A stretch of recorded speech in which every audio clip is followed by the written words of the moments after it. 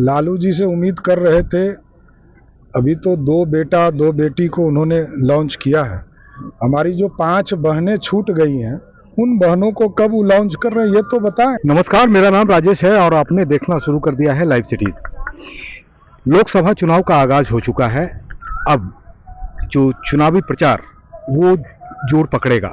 कल से आज प्रथम चरण के जो नाम वापसी की अंतिम तिथि थी और आज के बाद कल से चुनाव प्रचार जो है तमाम पार्टियों का वो जोर पकड़ेगा।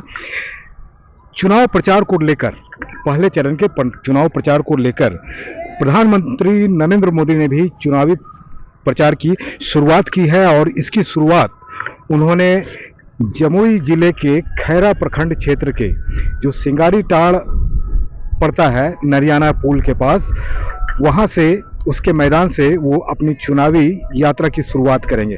पहला चुनावी सभा होगा, उसकी तैयारी काफ़ी जोर शोर से यहाँ पर चल रही है। जमुई में आप देख सकते हैं क्या स्थिति है यहाँ पर। बहुत जल्दी कल से काम शुरू हुआ था और आज आप देख सकते हैं कि किस तेजी से काम चल रहा है और पंडाल खड़ा किया जा रहा है। पीएम के मंच को तैयार किया जा रहा है। पब्लिक जहां बैठेगी उसके लिए पंडाल, हजारों लोगों को बैठने के लिए पंडाल की व्यवस्था की जा रही है और उसको बनाया भी जा रहा है। हेलीपैड बन रहा है, सारी चीज़ हो रही है। एसपीजी के जो तमाम पदाधिकारी हैं वो यहाँ पर पहुँचे हुए हैं, देख रहे हैं, सारी चीज़ पर निगरानी हो रही है। अभी हालांकि यहाँ पर जो कार्मिक हैं वो काम कर रहे हैं, जो मजदूर हैं वो लगे हुए हैं, ठेकेदार अपना काम कर रहे हैं पंडाल बनाने को लेकर, मंच बनाने को लेकर और जो हेलीपैड है उसको बनाने को लेकर। और इसे कल तक सुपुर्द किया जाना है एसपीजी के हाथों में और उसके बाद सुरक्षा का पूरा जायजा लेकर एसपीजी वहां से ओके करेगी और परसों प्रधानमंत्री नरेंद्र मोदी का कार्यक्रम सिंगारी टांड में होना है और उसको लेकर जो निरीक्षण हो रहा है वो लगातार हो रहा है।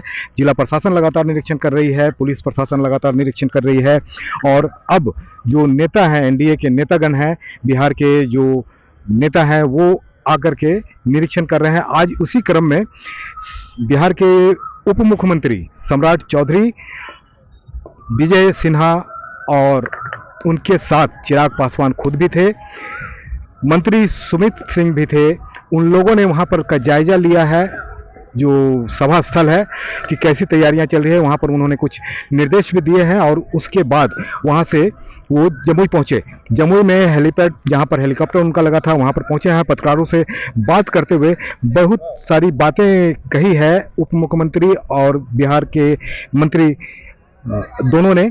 तो क्या कुछ कह रहे हैं उप मुख्यमंत्री सम्राट चौधरी और मंत्री सुमित कुमार सिंह, आप पहले वो सुनिए। कार्यकर्ताओं का, एनडीए कार्यकर्ताओं का एकदम 40 की 40 सीटों पर नरेंद्र मोदी जी उम्मीदवार हैं और 543 सीटों पर देश के यशस्वी प्रधानमंत्री जी उम्मीदवार हैं।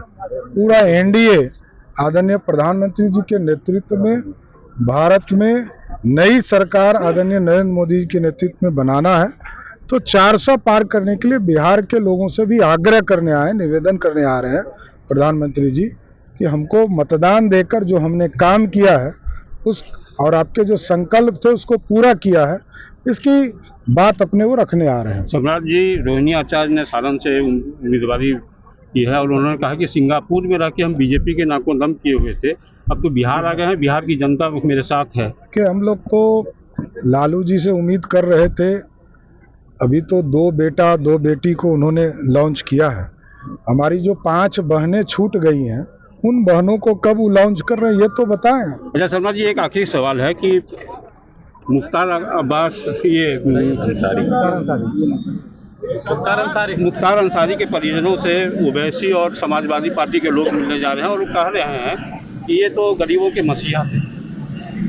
अपराधी कोई हो वो कभी मसीहा नहीं हो सकता और भ्रष्टाचारी और लुटेरे इनको बख्शा नहीं जा सकता। Thank you.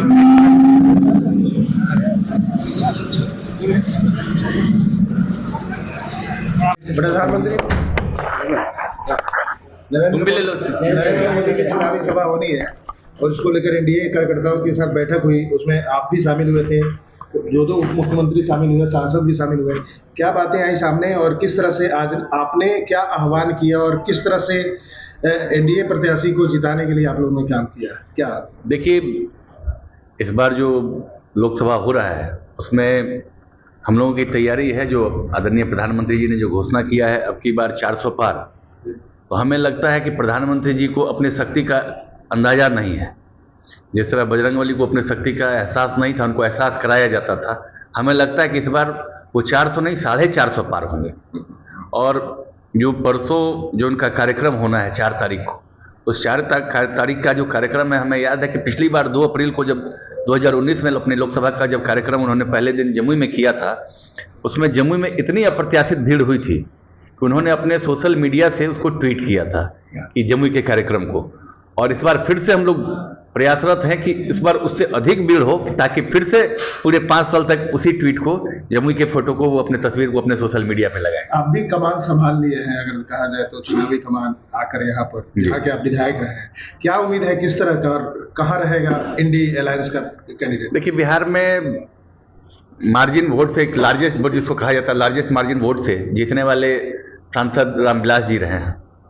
आज उनके दामाद, उनके पुत्र भी यहाँ से सांसद रहे, बड़े भाई चिराग जी, और आज उनके दामाद अरुण भारती जी यहाँ से चुनाव लड़ रहे हैं। तो हमें लग रहा है कि हो न हो, इस बार रामविलास जी का भी रिकॉर्ड यहाँ पे टूट सकता है। आपकी और चिराग जी की खटपट रही है हमेशा? अब कोई खटपट नहीं है, दोस्ती हुई, तभी तो हम कह रहे हैं कि हम दोनों की दोस्ती इस बार यहाँ पे रामविलास जी का रिकॉर्ड तोड़कर अरुण भारती जी हो सकता है उनका भी रिकॉर्ड, नया कीर्तिमान तैयार करें। जब मंत्री जी लालू के परिवार से रोहिणी आचार्य साधन से आरजेडी की उम्मीदवार हुई है, वो कहते हैं कि हम बीजेपी के नाकों चने चबा देंगे और सिंगापुर में रह के हम परेशान किए हुए थे, अब तो बिहार आ गए। देखिए, अब उनका बयान है, वो उम्मीदवार बनी है, शुभकामना है उनको, हमारी बहन भी हैं, इसलिए उन पे हम कुछ नहीं कहेंगे। वो क्या कर रही हैं, क्या करवा रही हैं, वो तो आप लोग भी देख रहे हैं, और ये तो चुनाव के बाद में पता चलेगा कौन किसको नाको चने चबा रहा है। तो सुना आपने, ये थे उप मुख्यमंत्री सम्राट चौधरी और बिहार सरकार के मंत्री सुमित कुमार सिंह। क्या कुछ कहा उन्होंने, आपने सुना। सम्राट चौधरी ने एक सवाल के जवाब में रोहिणी आचार्य के उस ट्वीट के बारे में का जिक्र करते हुए उस सवाल पर उन्होंने कहा, जिसमें रोहिणी ने कहा है कि मैं सिंगापुर में रहकर जो बीजेपी है उसके नाको चने चबवा रही थी, अब तो मैं बिहार आ गई हूं। इस पर उन्होंने कहा कि लालू जी अपने 4 संतानों को लॉन्च कर चुके हैं, 4 बेटे बेटियों को लॉन्च कर चुके हैं, अब 5 बचे हैं, उन्हें कब लॉन्च करते हैं ये देखना है। और सुमित सिंह ने ये बताया कि प्रधानमंत्री नरेंद्र मोदी को उनकी शक्ति का एहसास कराना पड़ता है। एनडीए पूरे देश में 400 नहीं 450 सीट जीतेगी। तो बने रहिए हमारे साथ, देखते रहिए लाइव सिटीज। अगर अब तक आपने चैनल को सब्सक्राइब नहीं किया है तो सब्सक्राइब कर लें। फेसबुक पर अगर आप वीडियो को देख रहे हैं तो पेज को जरूर लाइक कर दें, और ट्विटर पर भी हमें फॉलो करना मत भूलिएगा। धन्यवाद।